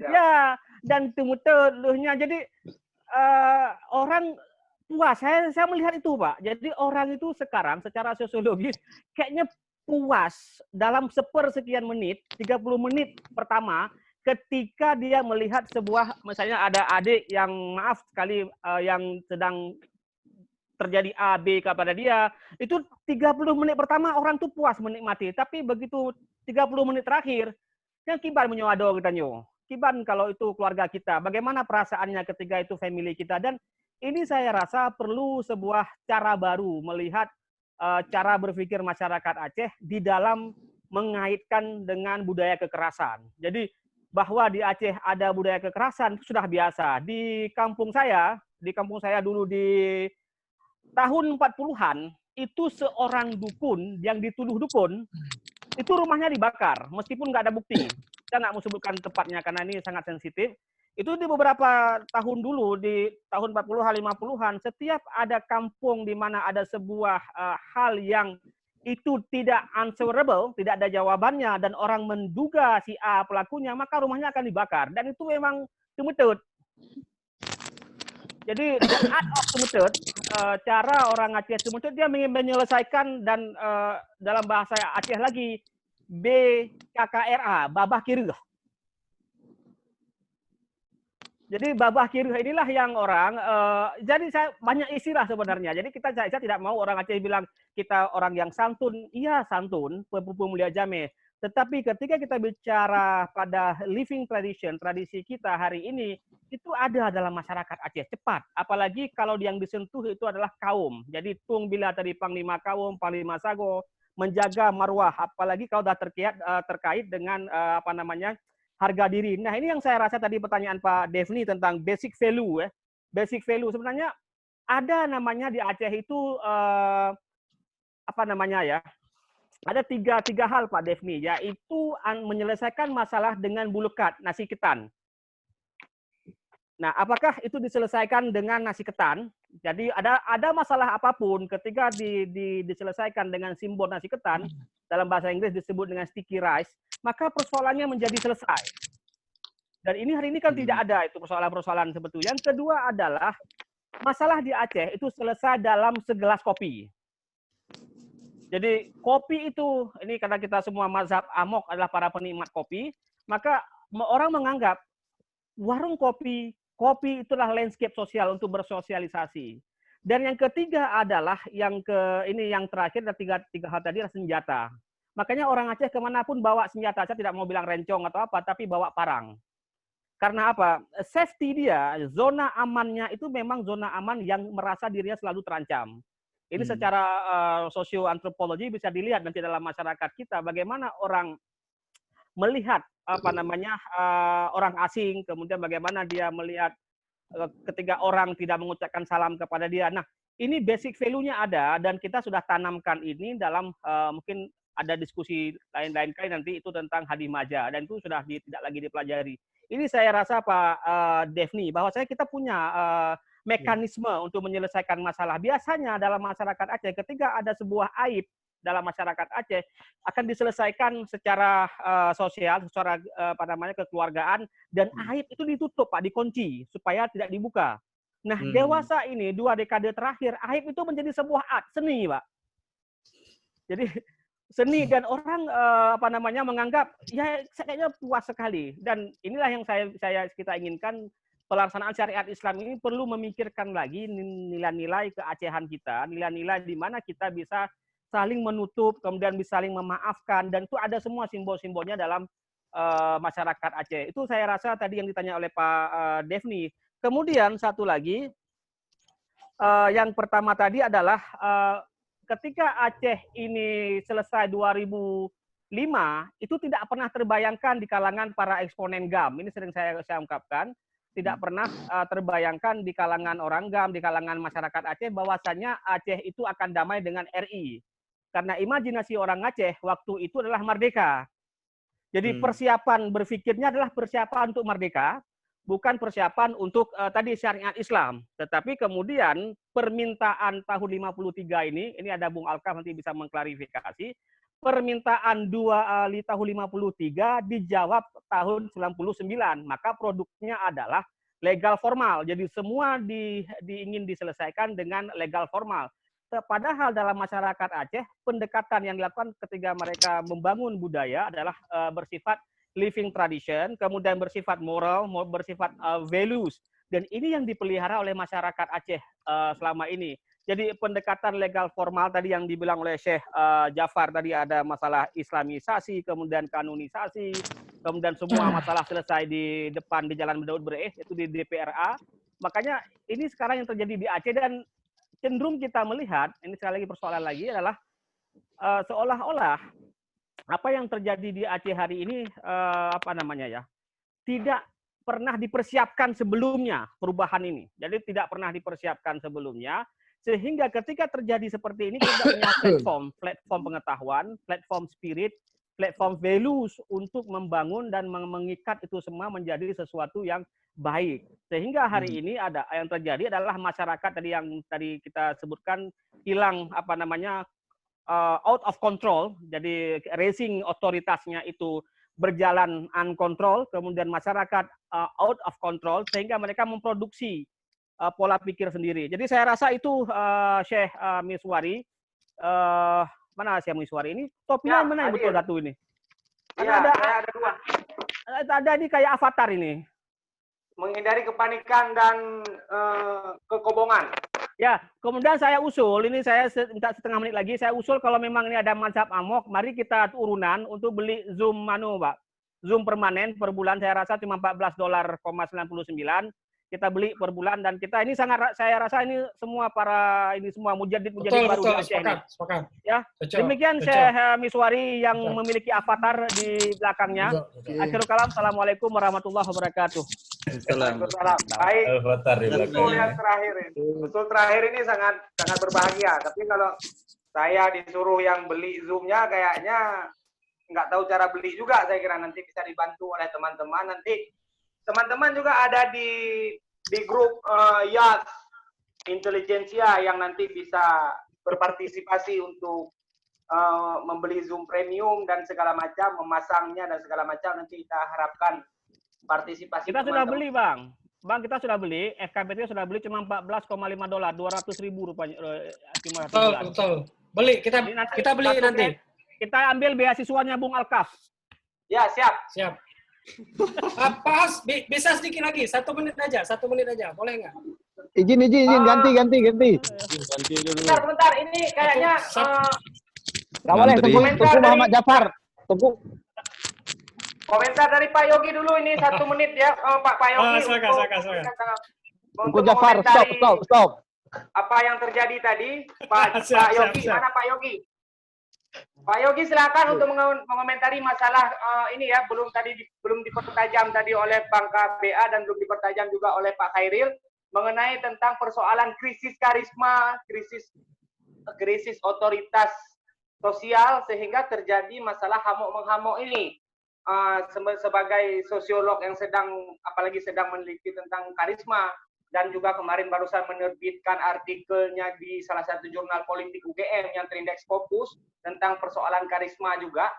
Bagaimana Pak Yogi menanggapi persoalan ini sehingga apakah terjadinya hamok-menghamok ini karena memang kita sedang krisis karisma atau sedang terjadi kontestasi karisma yang sangat besar, yang sangat akut di negeri kita ini, di Aceh dan di Indonesia ini. Silakan dikomentari Pak Yogi. Mungkin saya masuk ke pertanyaan dari yang kawan dari Jerman tadi ya. Ya, Pak Desni ya. Nah, dalam Weber itu kan satu-satunya yang diberi otoritas untuk melakukan kekerasan itu adalah negara. Jadi negara itu ditugaskan untuk melakukan atau bertindak atas nama kekerasan. Dan ketika negara melakukan itu, misalnya, itu justified itu normal, misalnya ini dalam pandangan Weber. Kenapa? Karena ya negara lah yang memang negara hadir memang untuk memusatkan powernya itu. Nah itu yang satu. Nah pertanyaannya kan di Aceh misalnya justru negara itu yang dia berada di bawah tindakan kekerasan yang dilakukan oleh masyarakat misalnya. Misal contoh kayak Tengku Ayub yang dibakar di Biren misalnya. Itu kan masyarakat membakar, lalu bagaimana respon negara? Itu seperti ya negara yang otoritas negara itu hilang lah gitu. Misalnya. Saya bukan antropolog kayak Pak Prof KBA yang percaya dengan hal-hal yang esensial dan kultural atau kayak Pak Jafar yang percaya bahwasannya ada Islam yang benar. Bagi saya yang justru pertanyaan adalah mengapa tindakan kekerasan yang dilakukan oleh masyarakat yang semakin sering ada di Aceh itu terjustifikasi, ternormalkan lah istilahnya begitu. Itu tadi yang kalau saya melihat dari Enggak. Saya enggak bicara ada Islam yang benar. Saya bicara kita yang benar, bukan Islam yang benar. Ya, Islam humanis itu kan seakan-akan apa yang dilakukan oleh Islam yang sekarang ini bukan Islam yang benar, proyek yang humanis, Islam yang kembang kuncup itu pertanyaan teologis itu bagi saya, maksud saya begitu. Itu hal-hal yang teologis bagi saya. Yang menjadi pertanyaan ini kan justru ya mengapa masyarakat melakukan kekerasan dan negara itu seperti menjustifikasi.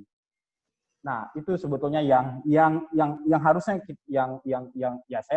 saya sedang mempertanyakan tentang itu karena begini, mungkin tadi penjelasan terakhir Prof. KBA sangat menarik tentang sebetulnya ya hal-hal yang tradisi, yang sifatnya budaya, hal-hal yang sifatnya karisma itu masih sangat kuat di Aceh. Sedangkan hal-hal yang sifatnya state itu lemah misalnya. Tapi justru kan syariat Islam ini menjadi produk state, bukan produk kultural, misalnya begitu. Kita mau bilang Islam yang berbeda, tapi Islam Aceh sekarang kan adalah Islam negara, jadi dia bukan Islamnya masyarakat. Misalnya contoh begini, kasus misalnya, bagaimana orang berbusana itu kan lagi tidak lagi dibicarakan di dalam tafsirnya kitab-kitab tafsir atau di ceramahnya para tengku atau para abuya di mimbar, tapi kan bicara pada kanun tentang busana. Ya, kanun nomor 11 itu kan. Nah, justru ketika Islam berada di state, di negara, otoritasnya berarti ada oleh di negara, tapi tindakan kekerasan itu melangkahi otoritas itu. Dan justru state, negara itu tertatih-tatih untuk membenarkan tindakan itu. Yang harusnya itu dibalik. Ya, ini sebenarnya teori umum yang memang sangat usang. Nanti kalau ada Pak Mirza nanti ini sangat usang memang cara pandang demikian. Tapi kalau saya pakai cara pandang demikian untuk melihat situasi Aceh, akan banyak muncul tanda tanya. Misal begitu. Nah, tanda tanya inilah yang membuat saya lebih menarik itu adalah sebetulnya konsep ummah, misalnya kalau saya misalnya di dalam konsep ummahnya, kalau karena ya Aceh cenderung general dianggap sebagai masyarakat Muslim atau pemerintahan Islam, jadi konsep ummahnya Aceh itu seperti apa? Konsep publiknya Aceh itu ini seperti apa? Saya rasa bukunya Mbak Khairil Miswar ini akan sangat membantu untuk menjelaskan bagaimana ummahnya Aceh, misalnya otoritas misalnya, apakah benar otoritas ulama itu misalnya ulama-ulama hidayah itu lebih menonjol karena dalam beberapa kasus pembicaraan tentang kanun juga Tengku Dayah tidak terlibat, tapi dalam pelaksanaan beberapa kanun juga bisa dilangkahi oleh para kelompok Dayah misalnya atau para kelompok-kelompok masyarakat lapis bawah, kelompok-kelompok misalnya masyarakat pesisir yang tidak begitu paham apa itu pembagian otoritas negara, pembagian otoritas tengku di kampung mereka, pembagian otoritas pemimpin atau preman di lingkungan mereka, ya masyarakat lapisan paling bawah. Nah, tapi kan selama ini misalnya Aceh itu hanya dilihat misalnya dari beberapa kasus yang digunakan cara pandang ya saya sebut misalnya bagaimana melihat syariat Islam Aceh dengan konsep HAM, bagaimana syariat Islam di Aceh terhadap agama yang berbeda, bagaimana hukum jinayat Aceh terhadap hak-hak perempuan. Tapi hampir saya nggak tahu, tapi ini saya juga masih melakukan penelitian tentang bagaimana cara masyarakat lapis bawah yang kebanyakan yang sering kali muncul ketika adanya aksi kekerasan memahami pembagian otoritas yang memusingkan ini. Contoh kasus misalnya jadi di Aceh itu kan dia bukan hanya ada kanun agama, kita juga punya ada kanun-kanun. Kita juga punya hukum adat misalnya. Jadi kita punya hukum nasional, kita punya hukum agama, kita juga punya hukum adat. Di kasus di Aceh Selatan yang saya temui misalnya, seorang perempuan diperkosa di bawah umur, lalu dia diusir, si pemerkosa itu juga diusir selama sebulan atau 2 bulan, 3 bulan kayaknya, saya lupa. Tapi laki-laki itu yang pemerkosa bisa balik, perempuan nggak boleh balik. Alasannya apa? Alasannya untuk menjaga marwah kampung yang mereka anggap ini bagian dari hukum adat. Nah, Dinas Syariat Islam ketika ingin memediasi itu, dan kasus itu ingin dibawa ke mahkamah syariah, itu nggak bisa. Karena argumentasi utama orang masyarakat di situ udah diselesaikan dengan cara adat, hukum adat. Dan memang hukum adat juga sudah direvitalisasi kan. Nah, itu juga terjadi misalnya di Aceh Tengah. Nah, jadi sebetulnya yang jadi pertanyaan kita adalah negara ini ada di mana pada saat kasus-kasus kekerasan seperti ini. Apakah benar seperti pandangan umum yang mengatakan negara adalah pemilik otoritas yang sah terhadap tindakan-tindakan kekerasan, misalnya kekerasan di sini misalnya ya memenjarakan, menindak secara keras, kalau kata orang-orang dari pusat paramiliter, tindakan-tindakan pemolisian seperti itu. Nah, sebetulnya itu yang lagi muncul di kepala saya. Bagaimana masyarakat bawah ini, misalnya gini lah, ada kasus-kasus yang dikutip oleh di buku ini kan tentang dukun, misalnya. Dukun itu kan hal-hal yang klinik, hal-hal yang tidak akan masuk ke dalam hukum positivis di Indonesia. Tapi tindakan akan kekerasan itu juga seperti dibenarkan, dan sekali lagi saya kira kasus-kasus yang ditampilkan oleh Bung Khairil Miswar itu kasus-kasus yang memperlihatkan lemahnya negara atau provinsi Aceh lah itu dalam mempertahankan otoritasnya. Seakan-akan jadi saya mau bilang gini, syariat Islam yang ada di kanun di provinsi itu seperti tidak berguna untuk negara untuk mengatur tindakan-tindakan di masyarakat. Oke, itu baik, satu yang tentang itu. Baik Pak Yogi, luar biasa tadi tanggapannya. Muncul pertanyaan dari Pak Devni, tapi kita tahan dulu Pak. Ini ada yang terima kasih saja, mau mengucapkan terima kasih. Saya banyak belajar, tidak hanya dari tadi Bang Yogi, Bang Kamaruzaman, dan juga Pak Khairil Miswar, tapi juga dari beberapa komentar seperti Tengku Muhammad Ja'far dan Pak Mahyar, juga kawan-kawan yang lain. Terima kasih banyak. Mudah-mudahan kalau memang jadi rutin, saya bisa ikut lagi. Ya Pak Devni, nanti di chat ya. Bisa jadi pembicara juga nanti di acara ke depan Pak. Siap. Baiklah teman-teman sekalian. Selanjutnya, ya, dia host. Tadi saya lihat ada Fatma Susanti dari perempuan. Saya kira penting juga kita minta komentar beliau. Jadi jangan nanti diskriminatif lagi terhadap perempuan. Oh ya, silakan Ibu. Ini kan 30% ya dalam undang-undang. Ya, ini harus masuk undang-undang juga. Kalau kan nanti kita nggak diizinkan di Zoom Premium nanti. Silakan Ibu.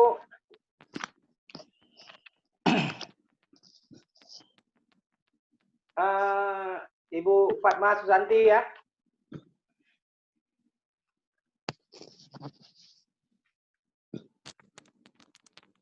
Baik, silakan. Alhamdulillah. Acara kita ini sampai jam setengah 5. Ini sudah 15.53, berarti sudah hampir jam 4. Alhamdulillah, terima kasih kepada aplikasi Zoom yang memberikan kita waktu yang agak lama, karena isu yang berkembang itu adalah 40 menit dengan Zoom Proletar. Baik, sambil menunggu. Zoom sangat tertarik dengan hari ini, makanya dikasih dispensasi lebih lama ini. Saya baru dapat chat dari itu tadi. Luar biasa, langsung dari Zoom di perusahaan Zoom di mana? Di Korea apa di Amerika ini? Itu orang Chinese itu, kaya sekali, kekayaannya udah 64 triliun sudah dia itu dari Zoom. Luar biasa, terima kasih. Sambil menunggu. Saya boleh komen sedikit ya, Pak? Waduh, sebentar dulu Pak, ditahan dulu. Mungkin kita akan boleh lah. Kami tunggu Fatma, boleh lah Jafar. Sambil tunggu Fatma mana? Ya, kami tunggu Fatma, boleh lah Jafar. Kita tadi ada Pak ini tadi mau komentar, Pak Ibrahim, Pak Miswar Ibrahim Nyong. 1 menit aja Jafar, 1 menit aja. Ya, biar Silakan Pak Miswar. Pak Miswar silakan Pak. Dikomentari dulu. Kita persilakan Tengku Jafar dulu. Dari tadi penasaran Tengku Jafar. Silakan Tengku Jafar. Biar selesai. Nanti nggak selesai. Pak Miswar dulu kayaknya, Pak. Pak Miswar dulu. Silakan Miswar dulu. Pak Miswar dulu. Assalamualaikum warahmatullahi wabarakatuh, teman-teman, guru-guru, senior-senior, rekan sekalian. Saya singkat saja.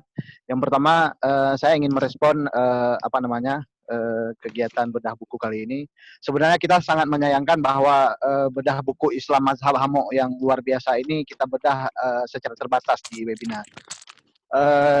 Saya kira meskipun di tengah pandemi, ya kita cukupkanlah bedah-bedah buku atau bikin acara itu secara online. Karena sepulang dari sini semua peserta webinar ini minum kopi semua.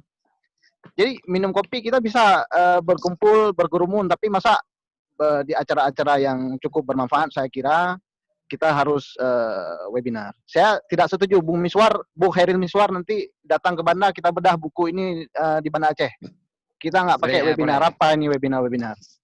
Oke, kemudian ya saya marah sebenarnya. Masa buku sebagus ini kita bedah di webinar? Orang ini saya lagi di warung kopi ini. Bahasa Aceh halat tepak warung kopi ini. Tapi acara-acara yang penuh keberkahan seperti ini kita bikin diskusi secara terbatas. Kemudian yang kedua, saya kira yang kita diskusikan dari tadi dan yang kita bicarakan sifatnya deskriptif semua. Maksudnya Tengku Jafar Sulaiman mengungkapkan unek-uneknya, kemudian saya kira ya hampir sebagian besar yang kita bicarakan adalah sifatnya deskriptif. Kita mengetengahkan potret-potret yang kita temukan di realitas tanpa mengemukakan solusi sebenarnya. Jadi apa yang harus kita lakukan? Keadaan kita sudah sedemikian gelap seperti hari ini, lalu apa yang harus kita lakukan, Bung Khairil Miswar? Sebenarnya saya juga sangat salut dengan Bung Khairil Miswar. Beliau sangat berani ketimbang Tengku Muhammad Jafar Sulaiman. Memang solusi yang maksudnya begini, saya merasa bahwa Aceh hari ini itu seperti Indonesia atau Jawa pasca kemerdekaan. Jadi diperparah dengan hampir semua orang Aceh dan anak-anak muda Aceh itu gila politik. Di warung kopi orang ngomong politik, semua gila politik. Jadi saya kira yang kita diskusikan ini jangan hanya berhenti pada persoalan-persoalan yang sifatnya deskriptif, tapi harus mengarah kepada gerakan-gerakan yang solutif. Jadi kalau Abu Daud dulu, kalau istilah Bung Alkaf, gerakan yang beliau lakukan adalah gerakan koreksi atas kemerdekaan Republik Indonesia, maka kita juga harus melakukan semacam gerakan koreksi atas pelaksanaan syariat Islam. Meski Tengku Jafar Sulaiman misalnya mengemukakan atau menggagas ide revolusi syariat Islam, tapi apa yang beliau sampaikan itu saya kira masih utopis, masih utopia belaka. Beliau hanya sekedar menulis di blog-blog tanpa menjemput atau merangkul anak-anak muda di akar rumput yang saya kira waktunya habis di game-game PUBG dan lain sebagainya. Kemudian terkait bicara tentang budaya kekerasan dalam masyarakat, saya kira semua orang Aceh itu suka dengan sesuatu yang keras. Coba lihat kalau ada Tengku yang ceramah itu, dia nggak laku di Aceh ini penceramah kalau di atas mimbar itu dia tidak temenak, dia tidak menghujat orang, dan dia tidak memaki-maki. Ada respon masyarakat kalau ada Tengku atau penceramah yang teduh dan sejuk seperti Kiai Quraish Shihab, maka orang Aceh akan mengatakan, oh mah lepir Tengku jangan nacan kan. Jadi memang budaya kekerasan di Aceh itu sudah berurat akar. Jadi berdarah daging. saat leluhur Tuku Muhammad Jafar Sulaiman itu memimpin Aceh, itu apa namanya kerajaan Aceh itu hampir tiap pergantian raja itu terjadi kudeta yang berdarah-darah, saya kira. Jadi apakah mungkin karena orang Aceh ini hidup dari perang yang satu ke perang yang lain, maka akhirnya menciptakan sebuah masyarakat yang penuh dengan kekerasan dan menyukai kekerasan. Saya kira Bung Khairil Miswar sendiri juga sangat menyukai kekerasan, seperti terlihat dari judul bukunya, Islam Mazhab Hamo. Jadi saya kira demikian. Terima kasih kepada host yang telah memberi kesempatan, walaupun agak singkat dan agak ngawur apa yang saya sampaikan. Tapi saya senang sekali dapat menyapa Tuku Muhammad Jafar Sulaiman, Bung Alkaf, Prof. Miswar Bantaleman. Sekian dari saya, dan saya harapkan nanti ke depan jangan di webinar lah, langsung di warung kopi kita bedah buku nih. Siap. Oke, Assalamualaikum warahmatullahi wabarakatuh. Waalaikumsalam. Semoga. Waalaikumsalam warahmatullahi wabarakatuh. Saya sedikit boleh, Pak? Sedikit aja. Oh, sedikit. Oh, ya, silakan. Silakan, jangan lama-lama ya. Ya, halo. Oke. Halo. Oh, siapa yang bicara tuh? Ya, Pak Jafar dulu ya, 30 detik ya, silakan. Pak, 30. Nah, yang pertama, saya mau luruskan, saya tidak pernah keluarkan statement tentang Islam benar dan tidak benar. Islam itu ada yang melekat di kita, manusia itu dia mau benar atau tidak. Itu kan persoalan bagaimana dia memposisikan dirinya. Dari tahun 2000 kita udah lawan Islam nggak benar itu. Bahkan konsekuensinya itu pengkafiran kita. Itu yang pertama. Udah. Kemudian yang kedua, terima kasih pancingannya Bung Miswar. 2012 kita sudah merumuskan Grand Design Islam dengan konsep Islam humanis. Kita sudah atur semua segala macam, kita sudah serahkan ke Dinas Syariat Islam, ya kan? Ya, tapi itu kan pertarungan politik sehingga itu ambiar. Jadi tesisnya satu lagi, memang kita harus rebut politik. Itu yang kedua. Saya keliling itu 13 kabupaten kota untuk merumuskan itu Islam humanis. Kemudian yang ketiga, yang paling penting itu budaya kekerasan itu memang budaya Aceh, memang keseharian orang Aceh, nggak bisa dipungkiri itu. Nah, kemudian ketika agama datang, Islam datang, itu semakin melegitimasi. Saya kasih 2 contoh. Yang pertama, luka tasipat, darah tasukat. Itu artinya apa? Orang Acehnya poh jile. Orang Aceh itu hajar dulu segala macam, keluar darah, main bacok, luka enggak? Luka itu diukur berapa panjangnya, dalamnya segala macam, dan itu dikonversi. Apakah dengan belukat, dengan kambing, dengan pesiju segala macam. Itu memang keseharian orang Aceh. Kemudian yang kedua, dulu orang Aceh ketika membawa rencong kemanapun itu pantang sekali rencong itu keluar dari sarungnya itu, pantang sekali itu. Kenapa? Kalau rencong itu sudah keluar dari sarungnya, maka dia tidak boleh disarungkan sebelum di rencong itu ada darah. Baru kemudian rencong itu bisa dimasukkan kembali ke dalam sarungnya. Nah itu keseharian orang Aceh, itu nggak bisa dipungkiri itu. Dan bicara sejarah, kita tidak boleh melupakan bahwa 99 itu adalah event paling buruk dalam sejarah Aceh. Ketika 99 di depan Masjid Raya itu, perempuan itu kita potong rambutnya itu. Nah, dari situ akar segala kemerosotan di Aceh terjadi. Rujukannya itu, referensinya itu. Saya nggak mau ngomong lagi pedang panjang turun dengan jubah putih segala macam. Tahun 2000 itu pertama sekali itu Pantai Jombatnya dibakar. Itu referensi ketika kita merespon. Nah, kemudian yang paling penting lagi itu, saya lihat syariat Islam Aceh itu nggak ada juga negara itu, bahwa ini milik negara segala macam. Saya lihat justru gamang itu. Pemerintah itu gamang itu. Masyarakat segala macam. Saya tanya ke masyarakat itu, kenapa mau misalkan mempermalukan orang, katakanlah dengan tajasus dulu mata-mata kemudian ditangkap, kemudian mengapa mau menyeram orang dengan air comberan segala macam? Tahu jawaban mereka apa? Mereka nggak ada kepercayaan terhadap negara, terhadap pemerintah. Pemerintah ini nggak melakukan apa-apa terhadap syariat Islam. Jadi biar kami aja. nggak bisa negara tuh, nggak ada urusan negara dengan syariat Islam itu. Bagi negara itu syariat Islam itu kan proyek, itu aja. Sedangkan Ya, bagi baik. masyarakat, ya, saya pikir begitu ya. Begitu, Ya, Bu Jafar. Jangan Terima terlalu kasih. tajam. Ini ada Pak Syukran Ismail ini, jangan terlalu tajam. Ini bisa asam lambung nanti hostnya ini. Ya, Tapi tadi silakan Pak Syukran. terima kasih pada host. Assalamualaikum warahmatullahi wabarakatuh. Rekan-rekan sekalian semua yang telah mengomentari, baik yang komentar maupun yang kasih saran sebagainya. Saya melihat pertama sekali di covernya ya, ini covernya itu yang berlambang Islam. Saya tertuju di situ. Pertama sekali saya lihat, saya tertuju di situ. Yang mana itu berwarna putih. Artinya itu Islam itu masih suci ya.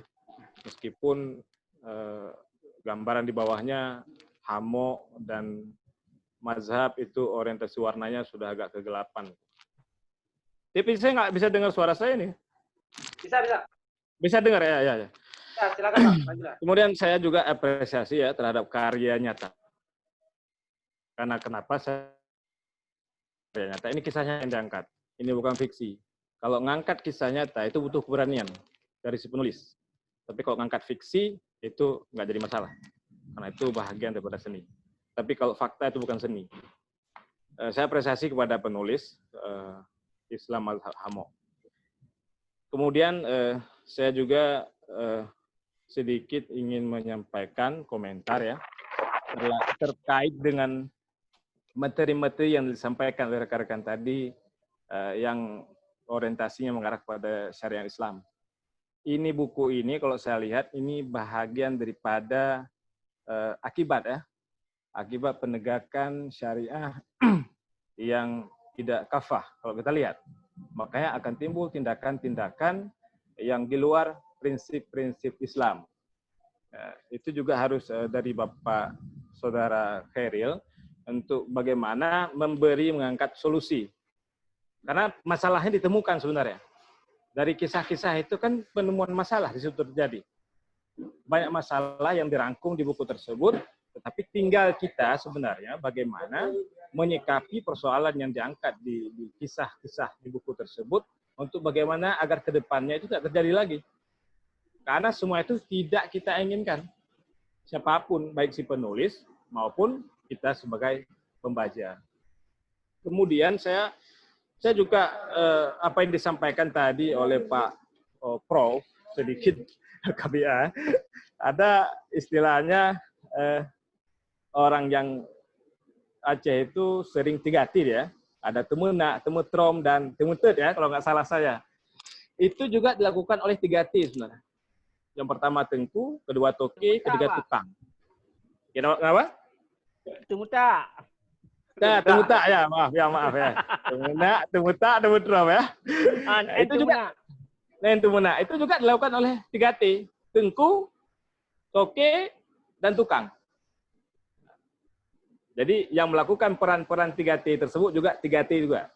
Nah, di sini juga sebenarnya semua kita, baik tengku maupun toki dan tukang,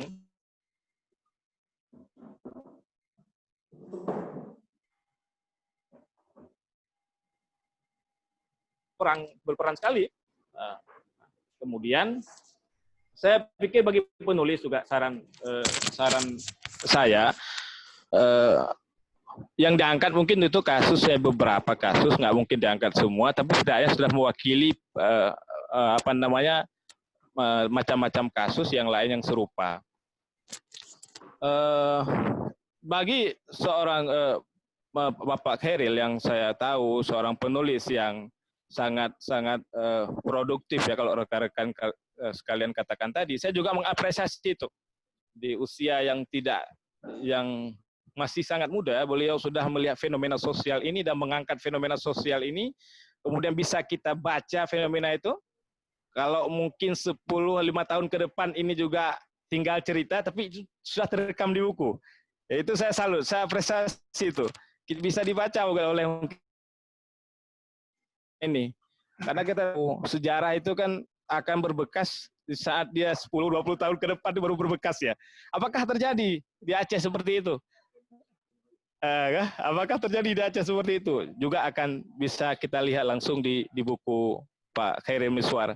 Saya pikir seperti itu. Saya juga bagaimana, karena saking banyaknya mendengar ini komen-komentar dari rekan-rekan sekalian semua, banyak sekali masukan-masukan. Kalau saya dengar itu, sampai saya bicara pun juga agak-agak udah sulit nih. Sudah banyak tersampaikan semua ini ya.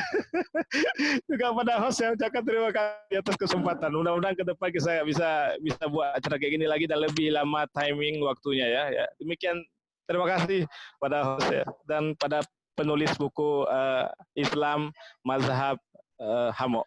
Terima kasih. Assalamualaikum warahmatullahi wabarakatuh. Waalaikumsalam warahmatullahi wabarakatuh. Terima kasih kepada Pak Syukran, tadi masukannya sangat bagus, sangat mengapresiasi isi buku, karena memang tugas Khairil itu sebenarnya sudah sangat baik, yaitu merekam segala bentuk-bentuk praktik penegakan syariat melalui pelanggaran syariat, sudah didokumentasi dengan sangat bagus.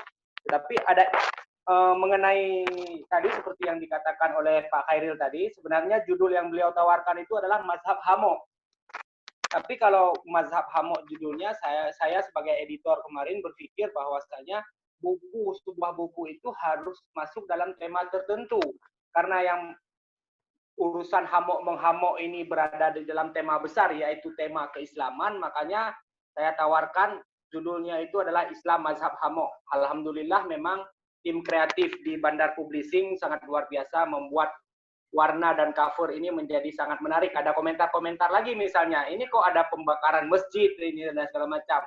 Itu kan foto ilustrasi dan itu bukan gambar dari pembakaran masjid diambil. Itu adalah sebuah gambar ilustrasi saja. Gambar tidak selalu menceritakan hal detail, tapi dia hanya memberikan suatu ilustrasi saja. Jadi saya kira demikian tadi komentar daripada para penyampaian dari para pembicara, kemudian komentar dari para penanya dan pendengar. Saya kira sebelum Zoom ini mengakhiri cerita-cerita kita ini, lebih bagus kita akhiri sendiri saya kira. Karena memang pandangan-pandangan sudah sangat luar biasa, nanti bisa juga di-chat ke penulisnya tentang terkait dengan buku-buku, kemudian bisa diberikan masukan-masukan. Teman-teman juga bisa masuk nanti ke dalam grup Yat Intelijensia, nanti kita akan lakukan diskusi-diskusi yang lebih rutin. Kita juga akan berusaha untuk bagaimana mengupgrade kualitas Zoom kita ini. Semoga kita nanti bisa beli Zoom Pro, atau nanti kalau ada kebaikan daripada pemilik-pemilik Zoom Pro yang sudah ada, bisa memberikan kebaikannya kepada kita, sekaligus membayar apa istilahnya, berzakatlah kepada kita atau bersedekahlah kepada kita melalui cara-cara yang lebih modern, seperti menyedekahkan Zoom Pro, itu kita laksanakan acara dan segala macam. Akhirnya acara ini akan kita padai bersama. Terdapat sangat banyak poin-poin, masukan-masukan, rekomendasi-rekomendasi dari hasil bedah buku yang sangat mulia ini, bahwa kekerasan itu memang ada dalam masyarakat Aceh, tetapi seperti dikatakan oleh Pak KBA tadi, itu tidak pernah dikaitkan dengan urusan agama, karena saya kira seperti yang tadi disampaikan, karena urusan-urusan agama, masyarakat dahulu itu tidak mau merespon urusan-urusan agama, tidak berani mengatakan dirinya saya mengatasnamakan agama kalau dulu, karena itu berada di bawah otoritas sang ulama. Kalau sekarang kita krisis ketaatan kepada ulama dan segala macam, sehingga kita main hakim sendiri dan segala macam. Makanya buku ini kita harapkan tidak main hamo saja dalam urusan-urusan agama, karena agama itu seperti dikatakan Bang Mahyar tadi, pemaknaannya itu sangat luas. Jadi kita jangan sampai memaknai sendiri sesuatu, karena perbedaan itu kan biasa saya kira, tetapi karena takut kita simpang siurnya perbedaan-perbedaan ini, makanya harus kita serahkan kepada otoritasnya, yaitu kepada ulama. Kemudian apalagi yang bisa dirangkum dalam persoalan ini adalah bagaimana kita sendiri berusaha, tidak hanya dalam bentuk diskusi-diskusi saja, tidak hanya dalam bentuk menulis buku saja, tetapi kita harus mengatasi persoalan yang sudah direkam oleh Bang Khairil ini. Seperti tadi dikatakan bahwasanya memang Bang KBA sudah bilang di dalam pengantar di back cover buku ini. Buku ini akan menjadi dokumen nantinya untuk masa depan untuk menceritakan bahwasanya dalam penegakan syariat Islam ini ada suatu kasus-kasus yang luar biasa yang terjadi. Dan rekaman ini saya kira sangat berguna bagi kita untuk mengatakan kepada anak cucu kita, kita sudah melakukan penegakan syariat Islam dan cara yang kita lakukan itu seperti ini. Ada ambiguitas di sana, yaitu misalnya ketika negara memberikan kesempatan kepada kita untuk mengelola negara dengan lebih leluasa kepada masyarakat berkat otonomi ini, di satu sisi dalam urusan-urusan sosial, kita langsung mengabaikan negara, lalu mengambil hakim sendiri, lalu menghamok orang segala macam. Dan hal ini saya kira adalah suatu ambiguitas yang luar biasa. Makanya banyak orang yang mempertanyakan bagaimana status formalisasi syariat Islam ini. Bahkan ada yang mengatakan seperti yang dikatakan Pak Jafar tadi,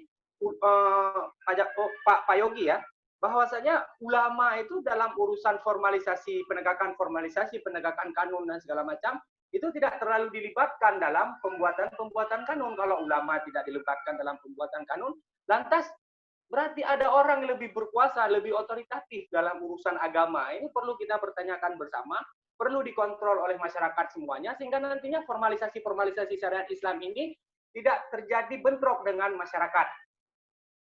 Saya kira terima kasih banyak kepada semuanya yang hadirin. Nanti bisa kita bagikan rekaman YouTube-nya. Saya berusaha supaya saya bisa melakukan rekaman YouTube. Semoga saya bisa melakukan ini, tidak ada gaptek. Kalaupun ada gaptek jangan sampai sangat fatal sehingga ini tidak bisa tershare nantinya kepada para teman-teman sekalian yang hadir dalam grup ini. Akhir kalam, terima kasih saya ucapkan sebanyak-banyaknya kepada Bapak Khairil Miswar yang telah menulis buku yang sangat mulia ini. Saya kira merekam sesuatu yang bisa kita jadikan sumber sejarah.